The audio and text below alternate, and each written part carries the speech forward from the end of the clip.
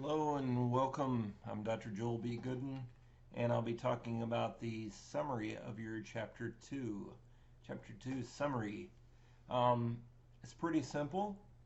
Um, you can basically look through your literature review. Is really the main area that you want to summarize, and so look for those maybe second level headers. Sometimes you'll go with a third level header. Um, and if you don't know where your headers are, you can often sort of see, okay, this is a second level header. This is listed as normal, but let's say it was third, it would be in a similar place. Um, so if it's a third level header, you might include it, but generally we're just going to stick with the main points, um, the main areas of discussion um, from your lit review. And so let's say use the dating online example again. We would say something like, and you're just really restating here, um, this, in addition to a discussion of the theoretical framework, which you could have just said the name, online dating, I forget what I called it. The chapter discussed marketing of dating apps, user experiences. So these are hypothetically your level 2 headers. User outcomes. And these should really be your areas of convergence and divergence. As I talked about earlier, if people aren't talking about it, at least say a minimum of 3, but more like 15 would be best. If 15 different articles, or let's go with the middle, maybe 8 to 10 different articles are not talking about one of these big headers, then it probably is not relevant enough to include. It might be, it depends on if you're trying to make a point, if there's sort of some unique insight you want to make that maybe establishes a gap, or something like that. But generally you want to go where the people are talking. You let the literature review lead you to where to write. It's sort of like you know you build where the, for lack of better words, where the building is good. So when you see people, if you're reading through different articles and you keep hearing about user experiences, then that's a good sign that you have an area of whether they're agreeing, which is convergence, or disagreeing, divergence. You have them all talking about the same thing relevant to your topic, and so you'd include that. But if only a few people are talking about it, you would not want to include that probably. Types of apps, maybe, history of dating, and gendered perspectives. And you'd kind of want to put this in the order in which you had it in the actual lit review. So you'd want to flip these around if you had switched up the order, or if you ever do go back and say, well, this belongs for, in the beginning of the lit review instead of at the end. I should talk about gendered perspectives next to user experiences. Maybe you feel those need to sort of be discussed in tandem or sort of with there's a good transition there from one of those main topics to the next. You could sort of say this is how it is for cisgender individuals, and then sort of getting into or for people in general, and then you could get into gendered perspectives and might even touch on some LGBTQA plus sort of experiences if that's relevant. So here we have this sentence which accomplishes this, and then you're asked to review the headings and or table of contents to ensure all key points are covered, and that's what we just were hopefully doing. Hopefully we did it correctly. It is good to double check, make sure the order's logical, and this is a good place to double check whether the order of your lit review was logical. You might be working on this a little ahead of time, so it's good to sort of look at that outline and make sure that you are sort of on the right track with a logical flow to your lit review organization. And does anything maybe not fit in? Maybe you're trying to, you think you're going to create these, and you realize, you know, I really don't need to talk about types of apps. Even if there are people talking about it, you have to go back and do that sort of the circle that we discussed about, is it relevant enough? Because think of your audience having only a certain amount of time and attention to give to you. Is this one of the things that you want to use that time and attention for? Is it one of the priorities? Here, then, you're asked to highlight areas of convergence and divergence, as well as gaps in the literature. So that's really saying two things. Well, really three.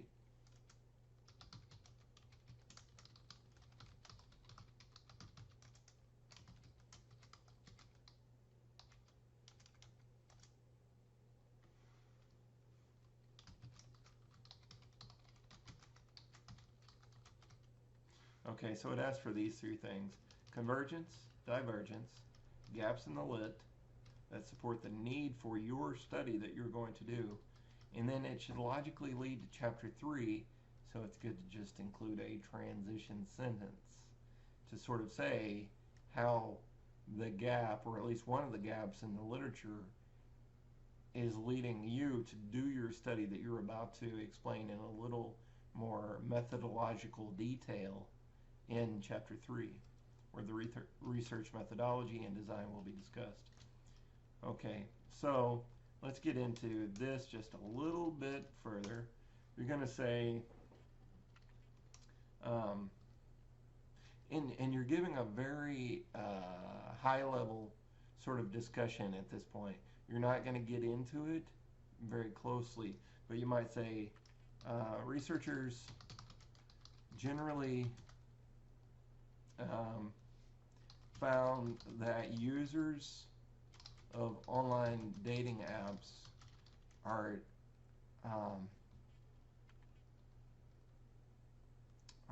unhappy with the process of dating online, but willing to do the work of checking in,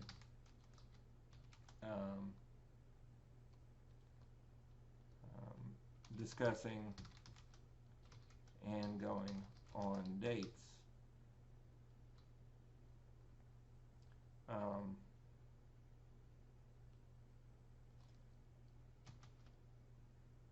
Researchers cited a number of concerns for mental health, physical and emotional safety,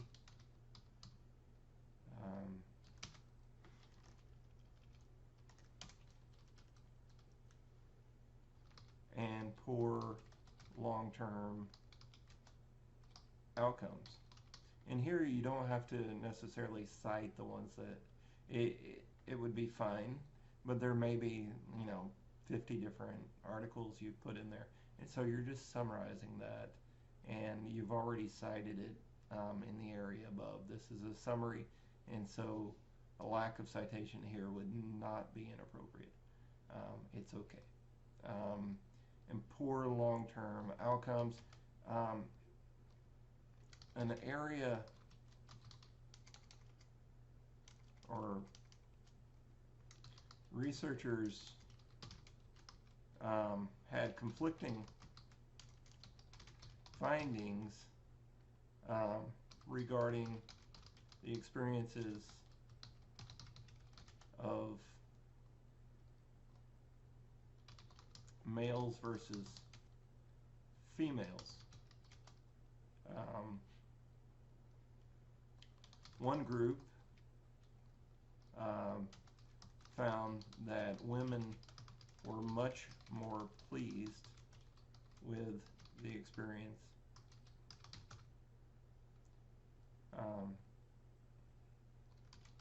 while of online dating, while men were generally disappointed. Another group of researchers found the opposite. Men enjoyed the anonymity of messaging women,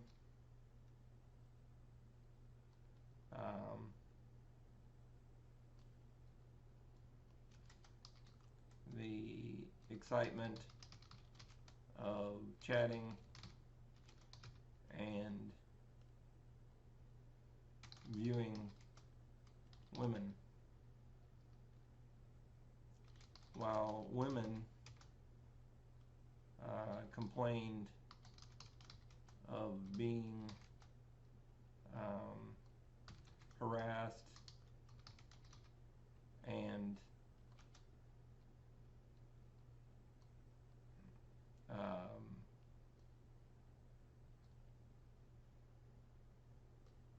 having bad experiences generally with male to female content, e.g. pictures, aggressive messages.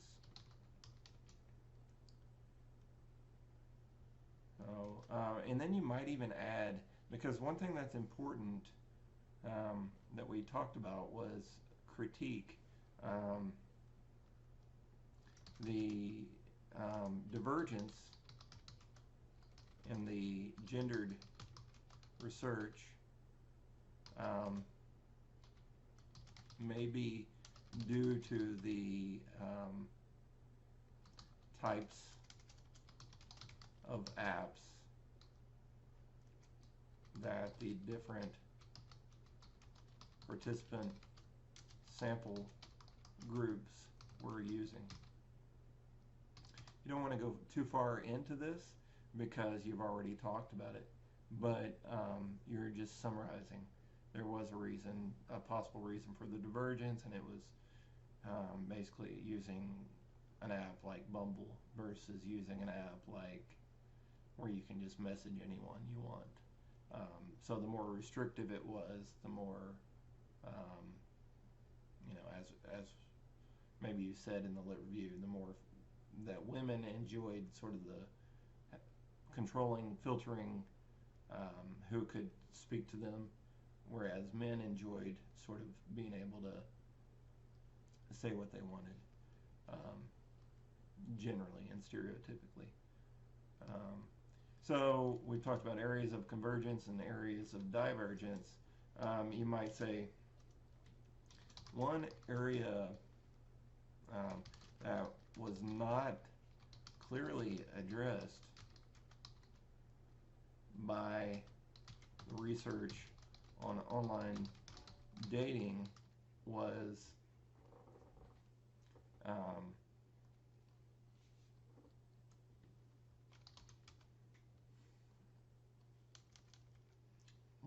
the use of new technology to track dates and to support mental health.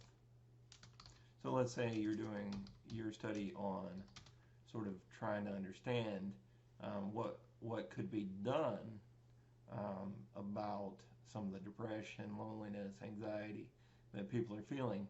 Well, you'd sort of point out, well, this was a gap in the research, whereas it was established in the research. So you might say, although it was established by a multitude of studies that mental health concerns were prevalent among dating app users, there was very little, or you could say minimal to be more scholarly, there was minimal research to address the efficacy, which just means does it work, the efficacy of new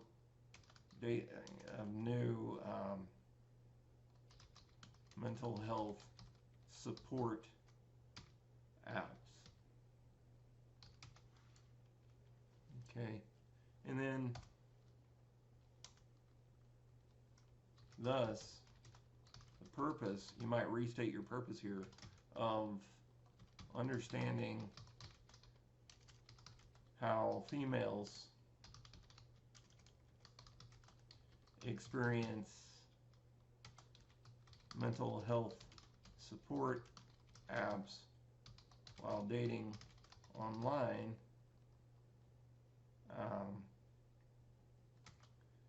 should address a gap in the literature, something like that.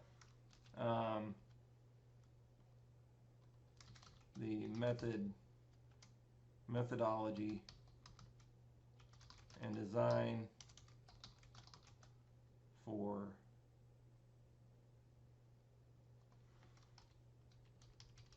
let's say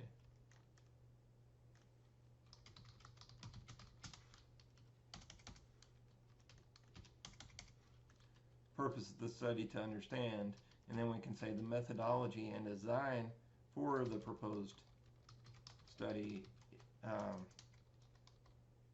will be discussed in chapter 3.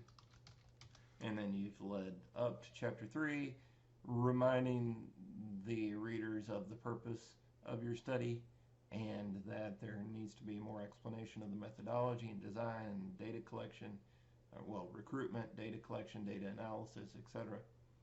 And so you're just leading them into chapter 3, and then you're ready. Thank you very much. I'll see you in chapter 3. Have a good day.